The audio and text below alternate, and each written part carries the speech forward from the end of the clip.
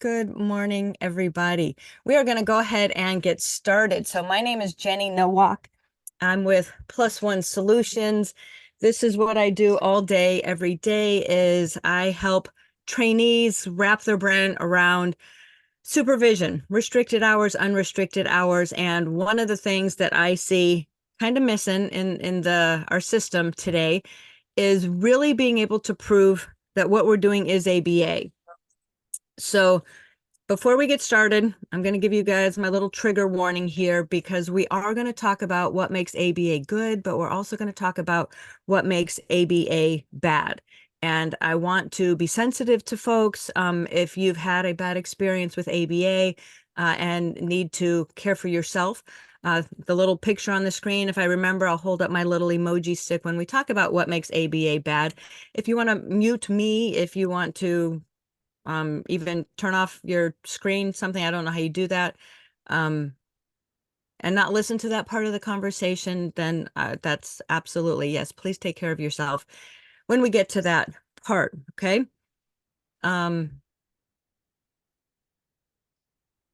So you told me where you're from. You told me how many hours you have, but why are you guys here? And participation is mandatory in most of my stuff. And I didn't do Zoom polls. I want you to just unmute yourself and say, I'm here because I need to know, or my supervisor said, or what? Why would you come spend your Saturday morning with Jenny?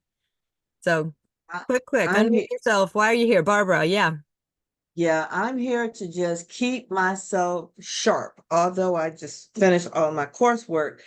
Okay, I know what that means.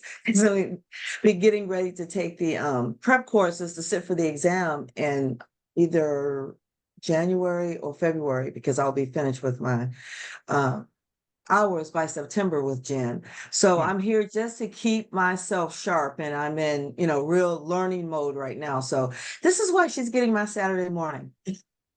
Awesome. Mhm. Who else? I'm Why are here. you here? For Me, me, go go ahead, ahead. Dana. Oh, Dana, go ahead. Yes, I'm here because I want to have my hours really fast. I want to sit for the board next summer, if God willing. Yes, awesome. Okay. Elmir, why are you here? I'm here to learn. This is a pivot for me, and going into ABA is a whole new world. Even though like most of my background has been like mental health, Mhm. prior, and I just want to make sure that I'm learning all the good stuff so that I could be a good BCBA moving forward.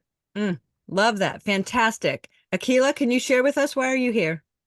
Sure, yes. So I'm here to just learn some new information. I am trying to accrue my hours, but I am not in the classroom right now.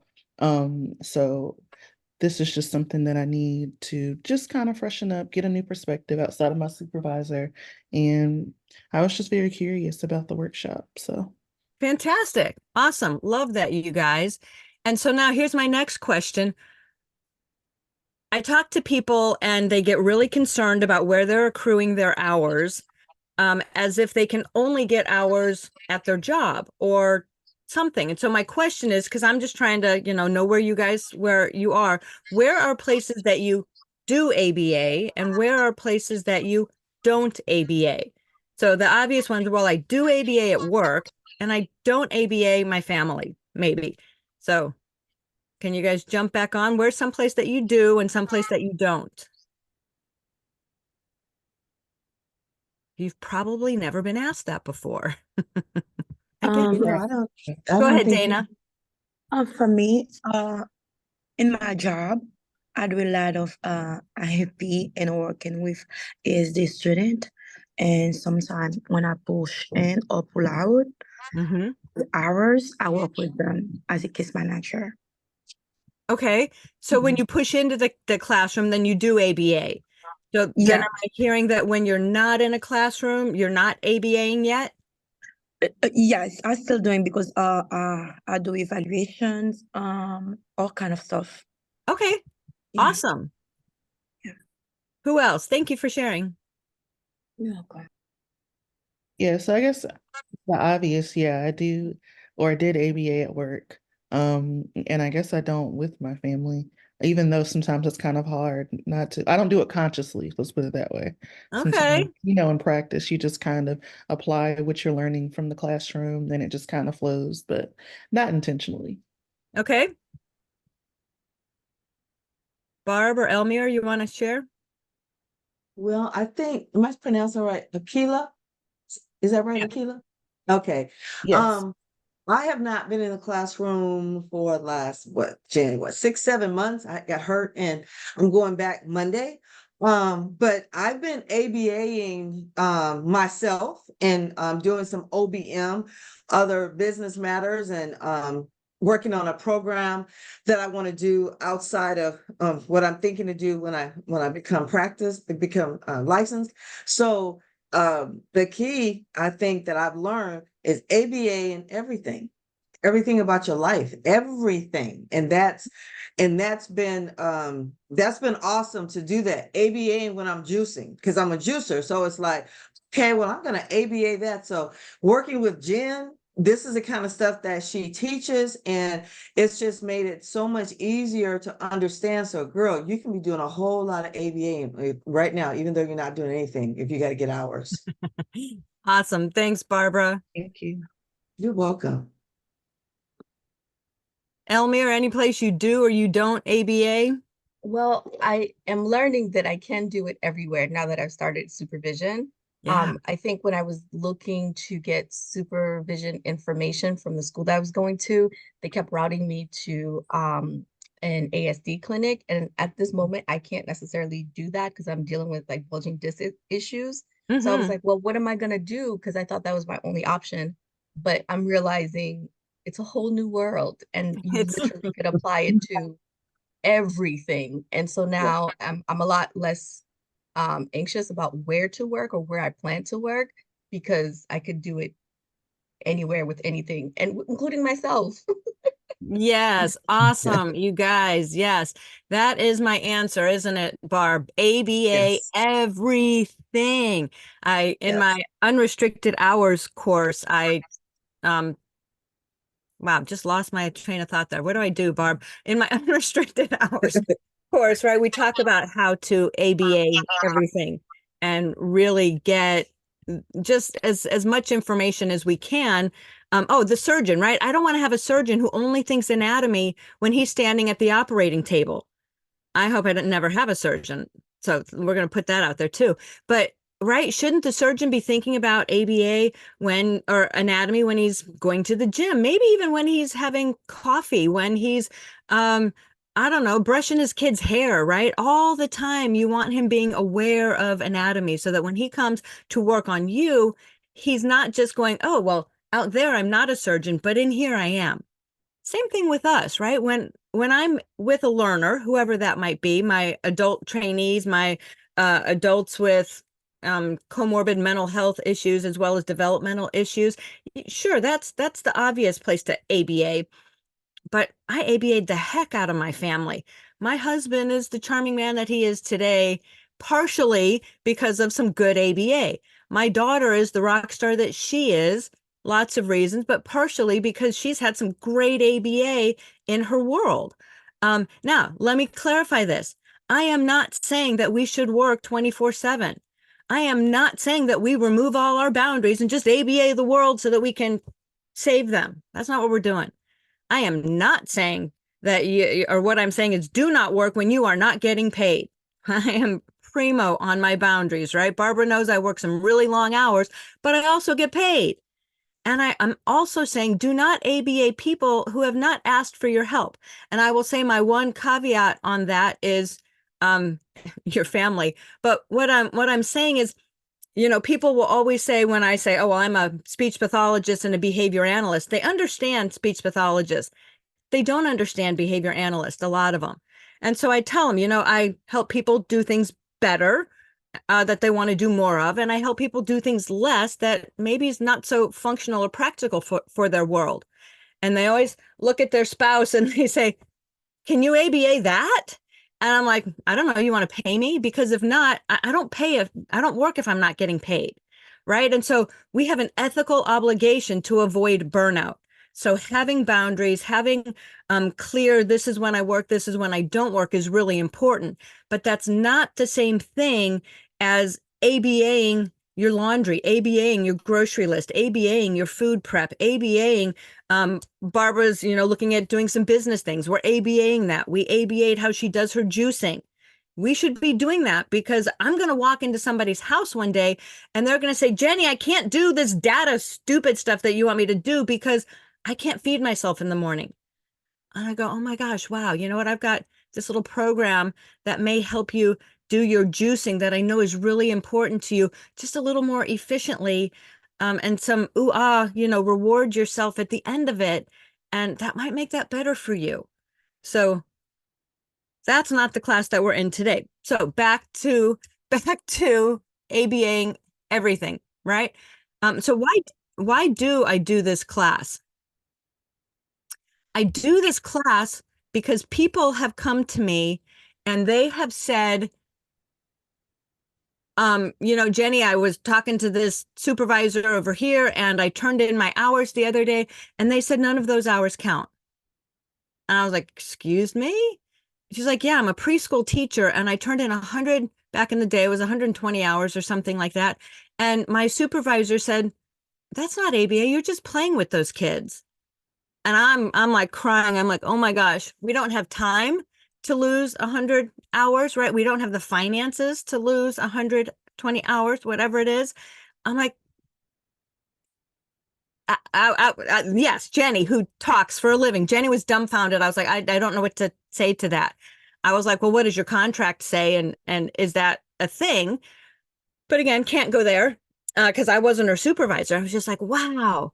I've had, I'm a speech pathologist, so people see that. And so the people who are in speech come to me and say, can you supervise me or can you help me learn how to do this? Because the behavior analyst at my school won't supervise me because they say, well, you're just teaching the kid to say S. You're just asking the kid questions and making them answer questions. That's not ABA. I'm like, what? What do you mean we can't ABA that? That's exactly where I got my hours, was as a speech pathologist. And again, I was a good speech pathologist, but if you don't know that you're doing ABA, if you can't prove that you're doing ABA, then we get stuck, right? People come to me all the time and they say, well, yeah, I work at a nail salon. Like, I work at a health clinic with doctors and parent coaches. I work at a massage clinic. And they've been told, no, you can't ABA there. And so either they decide to go do something else with their life, or they quit these really great jobs that they have and they go become a behavior technician. And they get burnt out being a behavior technician for 2 years while they're going to school and doing the university thing and doing some supervision and making no money, and their families. And I'm just, going down the big dark rabbit hole here. And I was just like, guys, we've got to stop here.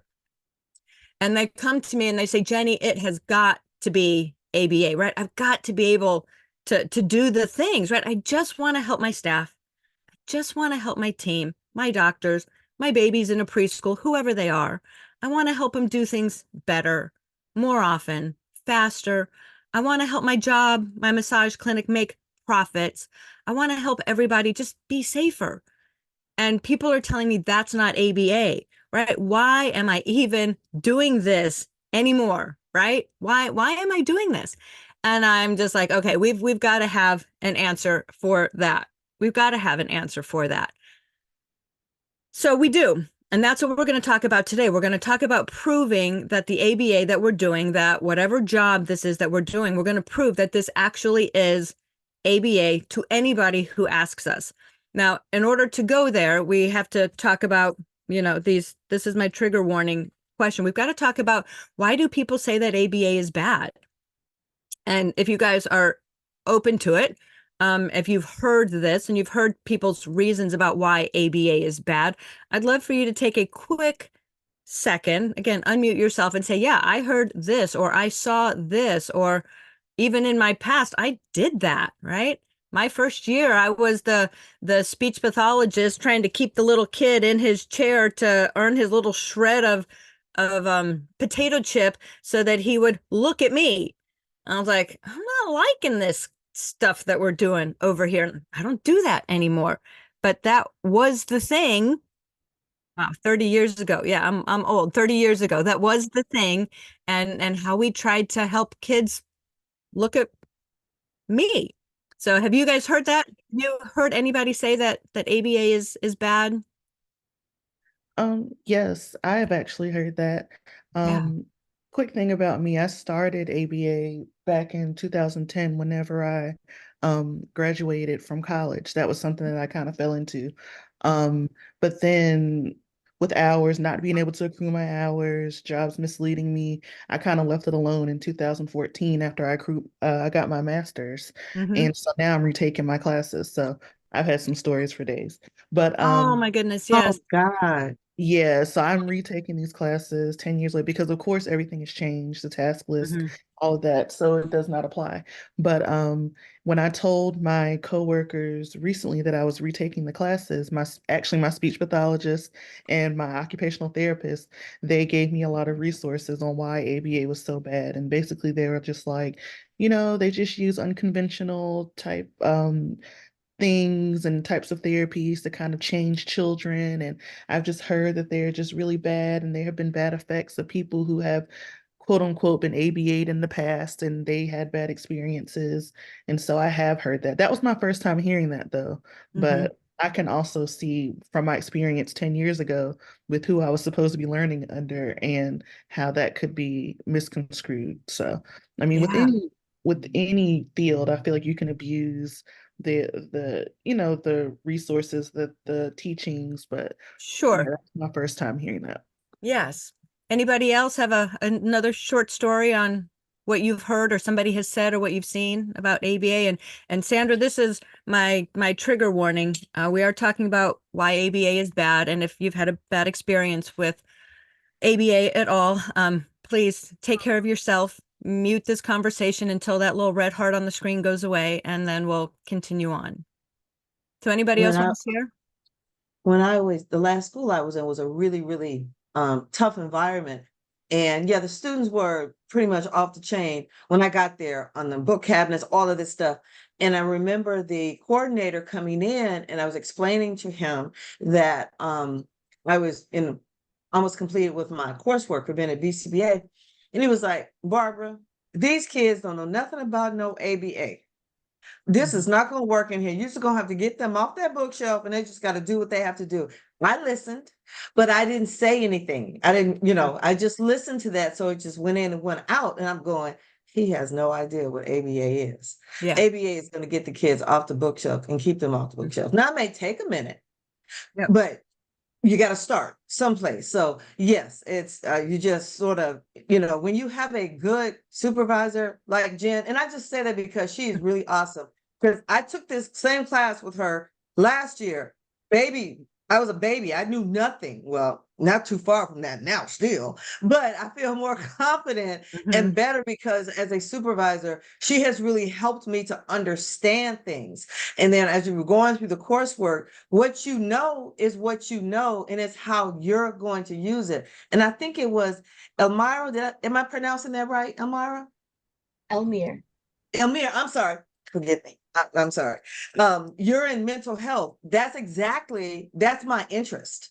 It's using this in that arena for that. So no, I think, we just have to know what we're doing, what our heart is, what we're wanting to do, and remember Skinner and keep moving. And keep moving, right? Absolutely. Keep moving. That's awesome. And I think I don't remember. I think Akila, maybe you said this, and I'm going to go back and give you guys some history in a minute, but we are a really young field. And we went from the animal science, put a rat in a box, put a pigeon in a box and make them do something. And we transitioned that to humans. And so when we started, it was rough. We did not do that as well as we could. But we've only been doing this really since the mid 50s, the early 50s. So we are a really young field. And so part of that story of the surgeon only doing anatomy when he's in the operating room is exactly this. people, our public, have a very narrow understanding of what is ABA. They think it's animal training and discrete trial training. And that's not it. We do so much more than that. But because for a while that was the only thing that we did, then yes, we had some real rigid responders. And that's a real thing. But that's part of why we're doing this today, is so that we can help ourselves understand things that are not really ABA. So it's not just bad ABA, but it's simply not ABA. A discrete trial is not the end all be all of what is ABA. And so some other things that I've seen, and I don't know, did I make a slide for this? No, I didn't. Okay. So before we get to what's good, I'm going to give you a couple things that are bad ABA. Bad ABA is when we're not using assessments, right? We're not finding out what is the function, why this thing is happening, and we're just going in with a canned program. Also bad ABA. Bad ABA is when we're not getting enough supervision of the folks that are implementing our programs. I have trainees come to me that are working as behavior technicians for somebody else, and they'll share a screenshot of their data. And I'm like, okay, well, interpret this data for me. And they're like, well, we're not making any progress. I'm like, well, how do you know that?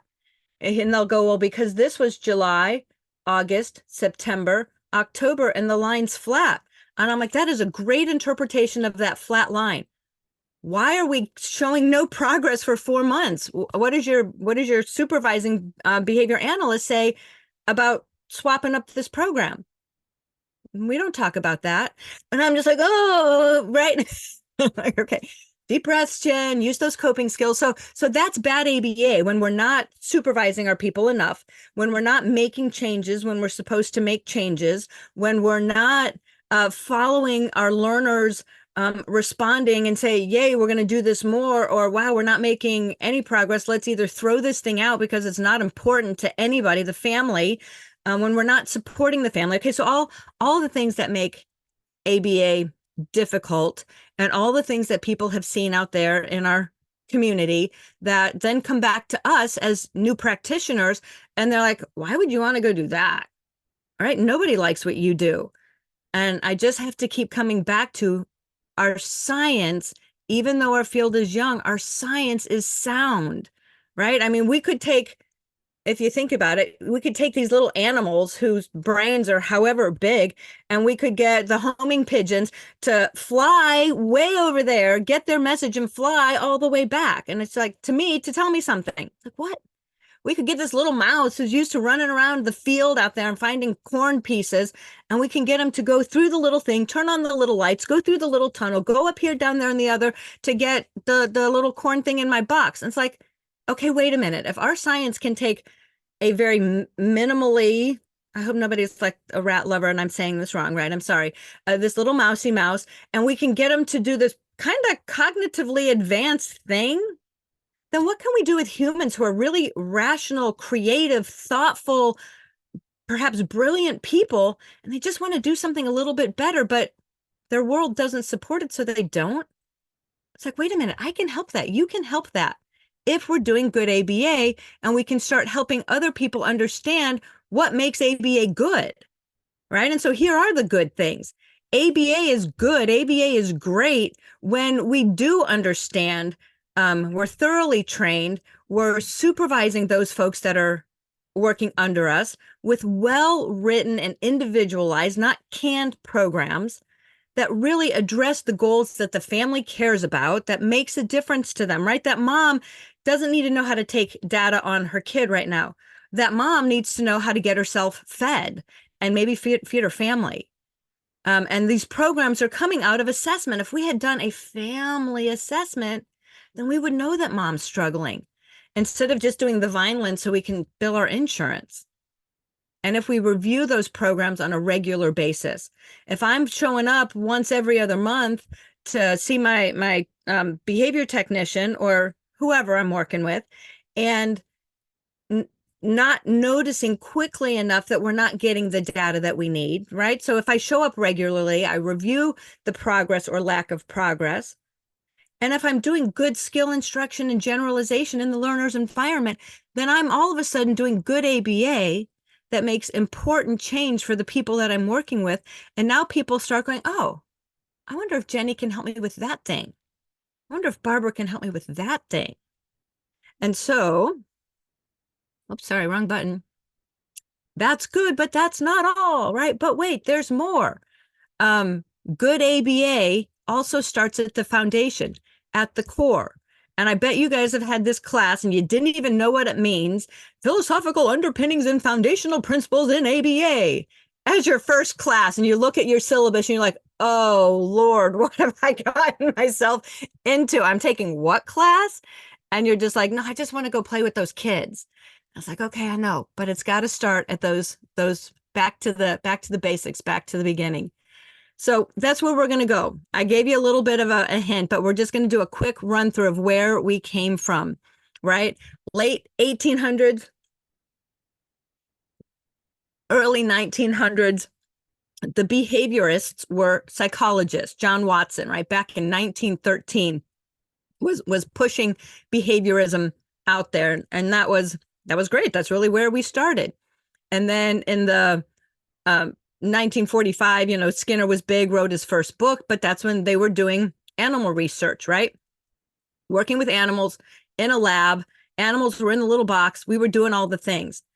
And the experimental guys, TEAB, the experimental analysis of behavior, so TEAB, their procedural emphasis, so how did they do their behavior analysis, was reinforcement, punishment, discriminative stimulus contingency, light on, light off. If the light is on and you hit the lever, you get the reinforcement. Light off and you hit the lever, you don't. So simple discriminative stimulus contingencies. And that was their behavior analytic environment. And they relied on these single subject designs. Their subject happened to be the little mousy mouse. And that was their format of analysis and proof. And what was also a hallmark of the TEAB folks was their consistent use of this Skinner box, if you will, this very defined environment as their arena for doing all of this.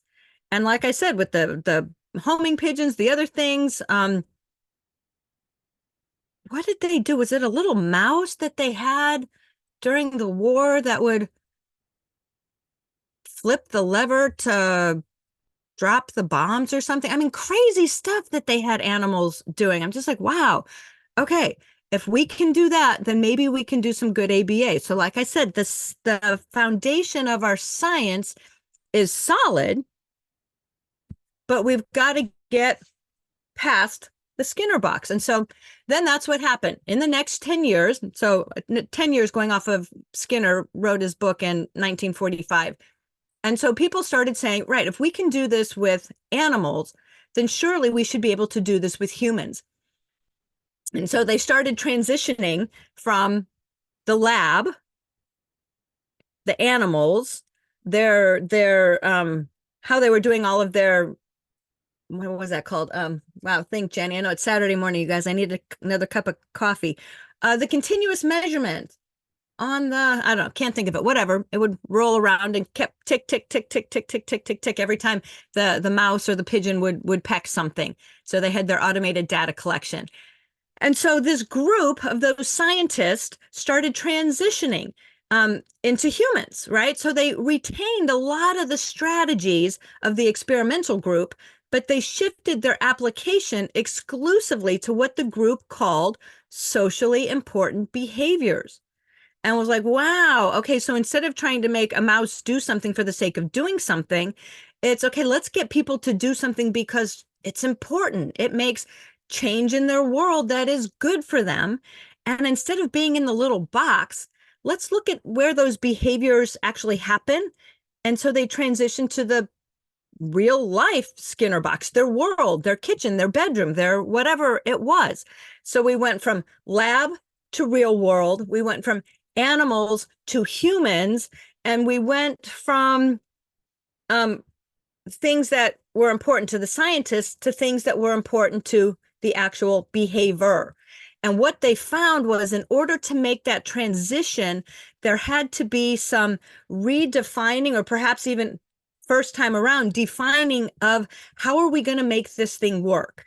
We're not in a lab. We can't control these humans like we controlled the animals. So what are we going to do so that we all do it the same way? And they came up with these 7, they called them tactics at the time. And that's what we now know as the 7 dimensions of behavior, behavior analysis. And so there you have them: applied, behavioral, analytic, conceptually systematic, technological, generalized outcome, and effective procedures.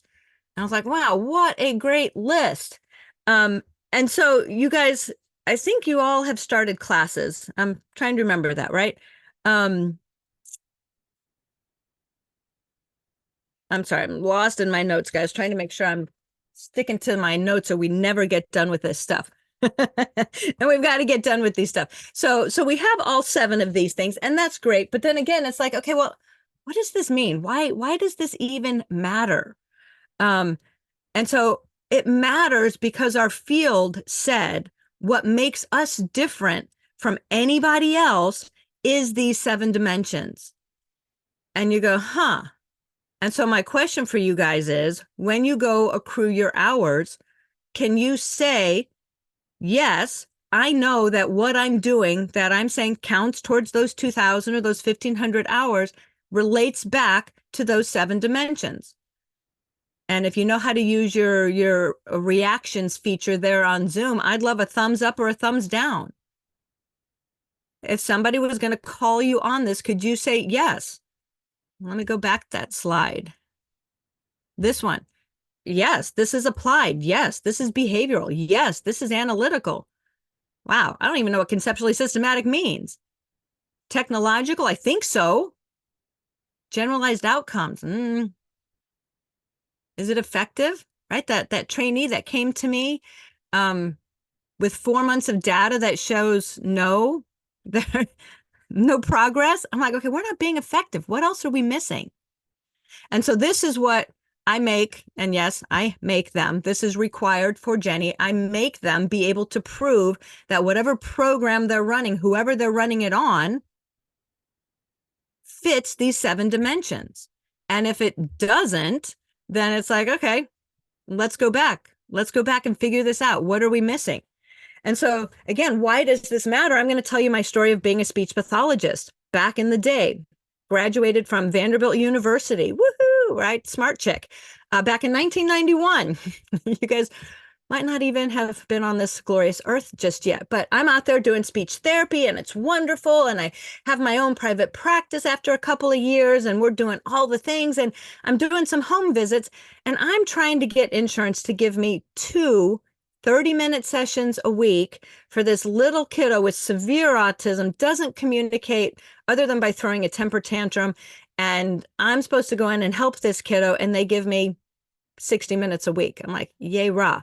And I'm trying to get with this parent and she's like, I don't know where to put you. He's in all this other therapy. And I'm like, what's he get? A little OT, a little PT?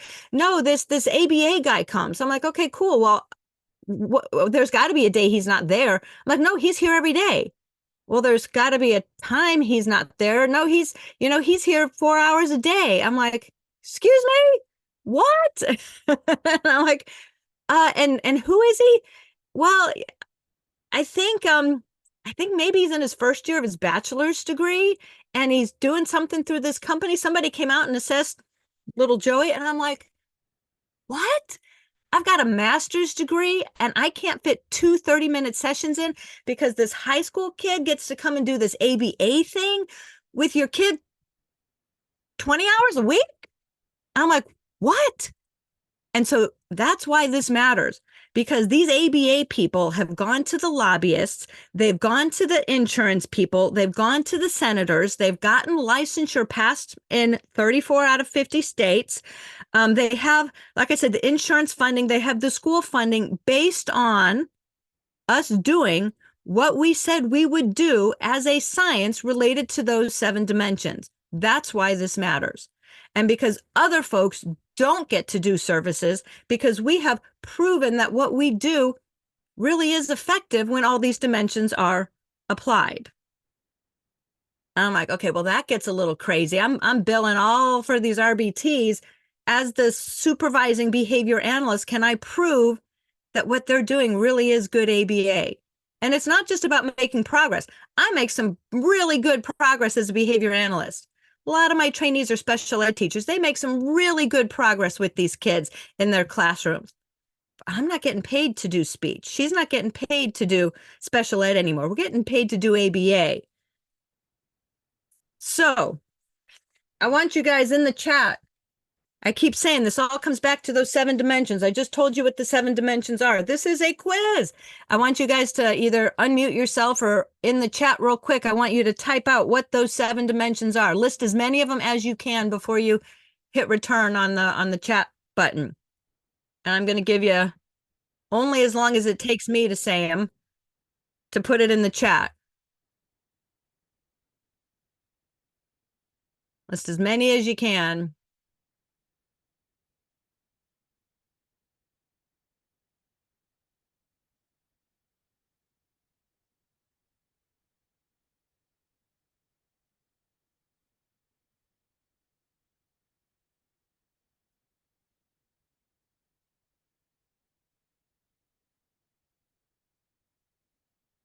You can do it.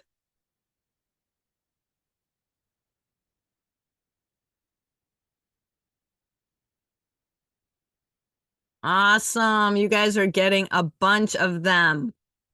So here they are again: applied, behavioral, analytical, conceptually systematic, technological, generalized outcomes, and effective. And now here's the next question. Could you give me a definition of what these things mean? And again, you can give me a thumbs up, a thumbs down. Could you give me a definition of what these things mean?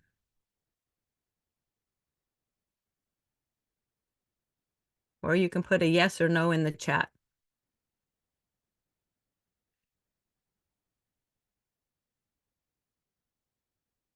What do you think?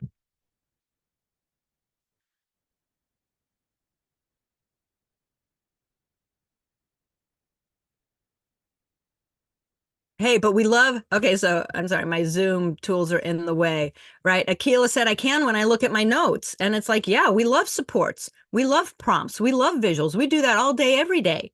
And that's awesome. But I'm going to tell you another story, later about how these things work in my practice, my supervision practice, is that before my trainees graduate, they have to be able to spout this off with the definitions. And I think yesterday, I don't know, one of these days you got an example of that in your email. They have to be able to say that because they're going to be walking down the hallway and a special ed director is going to say, Barbara, why do you keep pushing that we do this way? I don't understand. And Barbara's going to go blah, blah, blah, blah, blah, and list through these 7 dimensions. And it's like, oh, that's why. Okay. Right. Or somebody's going to say, well, that's not ABA. You're just playing with those kids. And you'll be able to say, well, no, I da da da da da da. And in your little 3-minute elevator pitch, be able to tell them exactly why you're doing what you're doing and why it's working. Awesome. So you guys were able to rattle off several of the dimensions and get some closeness to the definition. So we're going to go through these real quick because that's what we do, right? Behavior skills training. I do, we do, you do. So we had our baseline data and we're going to run through some definitions. So behavioral. If something's behavioral, our target should be observable and measurable. And so some questions you might ask yourself when you're considering a program that you're doing, and maybe we should do that. So think about the program or think about that thing that you're not really convinced if it's ABA yet or not. Or you're thinking, gee, I want to do that. I do this thing 10 hours a week. And man, that would be glorious if I could grab those 10 hours a week towards my supervised time, towards those 2,000 hours, right? So I'm going to go through these definitions, but so I want you to think about that thing that maybe somebody has said is not ABA. So is it observable and measurable? So some questions that you might ask yourself is, what am I actually looking at? A very specific behavior. And how will I measure it? And who's doing it? I think about my SPED teachers, and they come in and they say, well, is this ABA? And we start talking about, well, what the teacher's doing, what the student's doing, what the para's doing. And I'm like, oh, slow it down. I need to know one person doing one thing. And they're like, but it takes many people. I'm like, that's great. We will get to the many people, but we're going to run each one of these through individually so that we can say what Barbara's doing is ABA, and how Para's doing something is ABA, and what the student learner is doing is ABA, and how I'm interacting is ABA. So we split all these things out. And I want you guys to notice the order of this, because it's actually chronological. This is our case conceptualization. How do you prove that what you're doing is ABA? You have to do it in this order. And you're like, Jenny, nobody's ever told me that. We have get a cab, we have bat cage, we have make them up in any order that you want. And I'm like, yes, that is true. They are all these independent pieces. But for case conceptualization, to prove to somebody in that 3-minute, I think I can do it in a minute and a half, and say, yes, this is good ABA, walking down the hall wherever I am, you do it in this order. Take my word for that. Okay, so behavioral. Our target is observable and measurable. What am I looking at? How am I measuring it? Who's doing it? Easy. Applied. Our target, what we're working on, should be important to all stakeholders, right? So the questions you ask yourself, if you want to do that thing and know whether or not that thing is ABA or not, you say, well, who's it important to? And you list everybody. And then you say, well, why the heck is it important to them? And if we can't come up with a good answer, then maybe we throw it out. I worked at a habilitation center. Folks with developmental disabilities lived in group homes in a community. They had a life, they had jobs, they had all this really cool stuff. But they were still forcing them, right? You don't earn your reinforcer if you don't make your bed. And I'm like, who is this important to? Well, me, because I'm the staff. I'm like, I don't care about you. It's not your house. Is it important to anybody who lives in this house? So I threw out all their make the bed programs. I thought I was horrific. I'm like, it just doesn't matter. You guys are getting in fights over who's making the bed, right? I'm like, stop doing this. Stop getting in fights over who's making the bed. Okay, so who's it important to and why? And list everybody. Again, when you're talking to that special ed director, when you're talking to your clinical director at your autism center, when you're talking to grandma who wants to know why you keep trying to make little Joey do something, we've got to figure out. Hygiene was always about the staff. Yeah, Elmir, absolutely.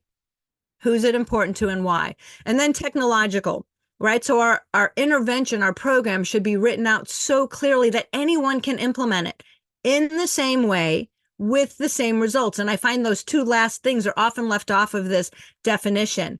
I may be able to come in and lead an aerobics class, right? I can follow the steps and I can read what's supposed to happen.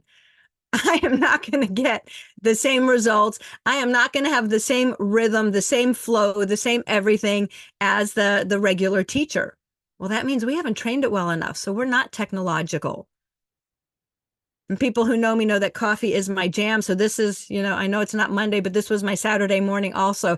Did I get my slides? Yes. Did I get my coffee? Yes. Did I get my mic turned on? Yes. Did I get my coffee? Yes. Is my lighting good? Yes. Is my coffee good? Yes. Okay, we can do this thing. And so my question, when they say, hey, I want to get those 10 hours a week by doing that thing, where's the program written down so well that Jenny knows exactly what it is you think you're going to get hours for? How are you going to do that thing? And once you've done a task analysis of it, I would say go back and do it again and take those kind of big steps and break them down again. And then I'd say go back again and break it down again. If somebody had to come cover for you, would they know what step number 5 means? Write it down, write it down, write it down. And write it down somewhere where people can find it.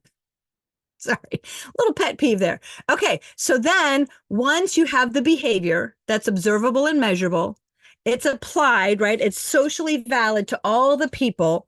It's written down so well that anybody could come in, a substitute. Okay, pet peeve, right? Go back the slide, Jenny. I worked at a company, and when the subs came in, right, we had regular behavior technicians, but then somebody called out. They're sick, their kid, their car, their weather, whatever. You guys should be able to take a day off. So a sub would go cover for you. And we had this kind of generalized understanding excuse me, that the subs didn't have to work a program because they didn't know how.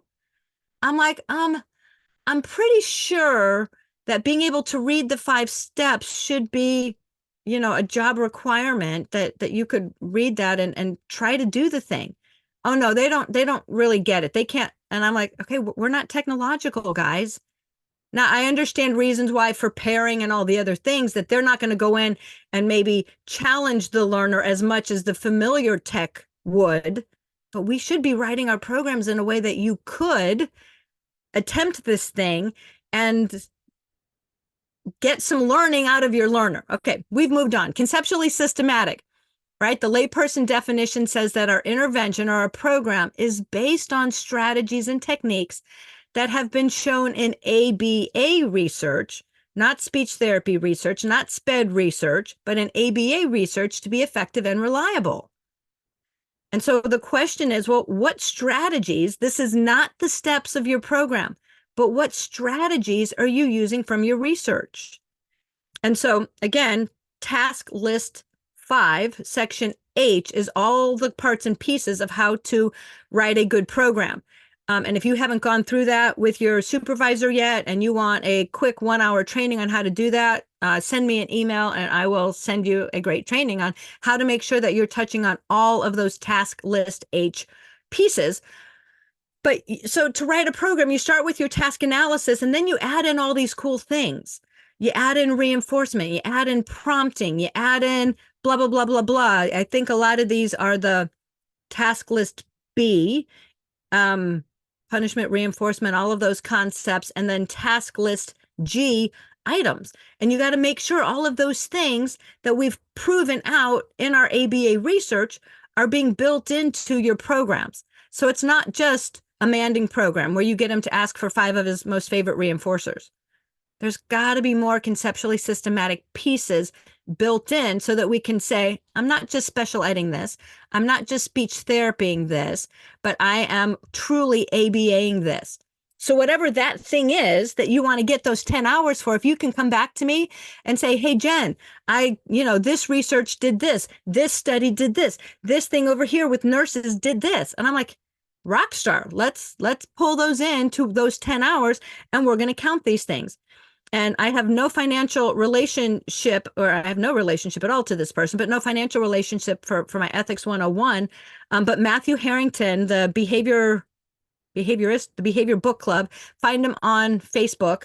You can Google his name, Matthew Harrington, 2 R's.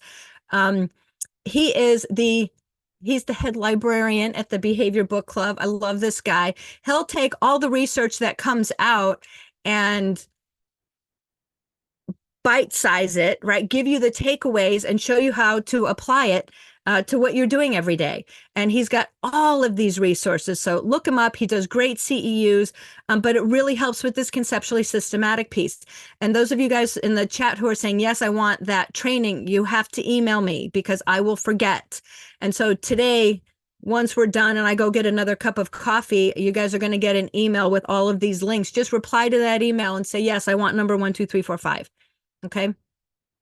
But the training on task list H is not on that email. I didn't think about that until right now. And so you're going to have to put that in there or I'll forget to send it to you. Jen, I'm sorry. What was the guy's name again? Matthew Harrington. Harrington with a P? Harrington. Harrington. Got it. Okay. Awesome. Thank you. Yep. Okay. So once we have added in the conceptually systematic pieces, we start doing this thing, and analytics says that our decisions are based on collected data. So that means we have to collect data, and then we have to base our decision-making process on that data.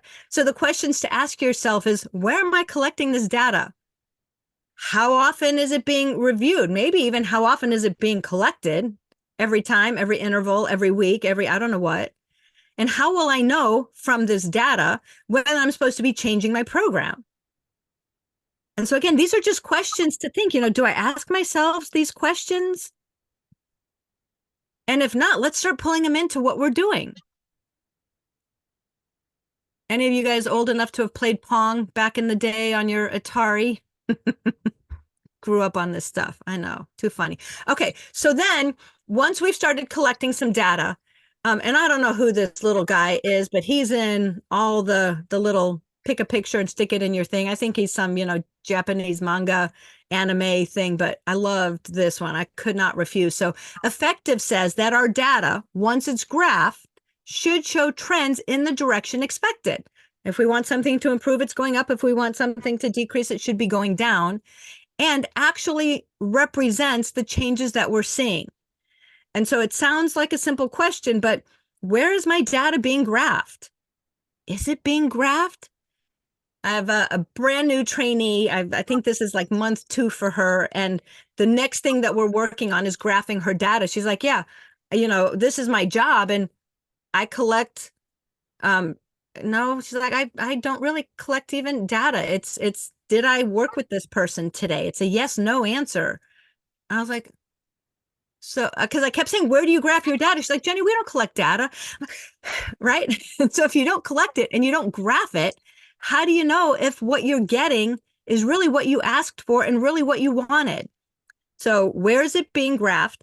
And does the trend show that you're moving in the direction that you want? I love that this guy was like, nope, we're tanking here, so just zap it. And I was like, I wish we could just be that fast to see the change and to respond and to tweak our programs, fix our programs, whatever, and help get our learners moving in the direction again. And I've even made graphs, and I'll show you a quick one when we get to the chart that we use to do this. And I'm like, this doesn't show me squat. And I had to go back and change the whole data collection method, because where I got a graph, it did not show us anything relating back to whether or not it was that the behavior in question was changing. So got to do the graph. And then generalizable. This is our last piece, right? Once we've got everything else from the get-go, we should be thinking towards generalization. It's not that the guy, our learner, our company, whether we're OBMing, it's not that we get to this goal of 80% over 30 days, and then we start saying, oh, great, now let's take it here and there and the other. From the beginning, we should be teaching and observing and moving the behavior to other locations, with other materials and activities, and with other people. So the question is, where else am I teaching this skill, and where else am I seeing this skill happen? And if we're not moving in that direction from literally almost day 1 with this kiddo, this learner, whoever that might be, then we might be missing a really important dimension. Okay. I'm going to stop sharing for a second. That was the fastest run through of the 7 dimensions that I think I have done. We're going to take a quick break here so that I can stop the recording and then start part 2, where we get into the actual practicalities of this. But I want to know, do you guys have any questions so far? Are we okay on those definitions, the questions to ask yourself? Yes. I'm good. Awesome. Okay.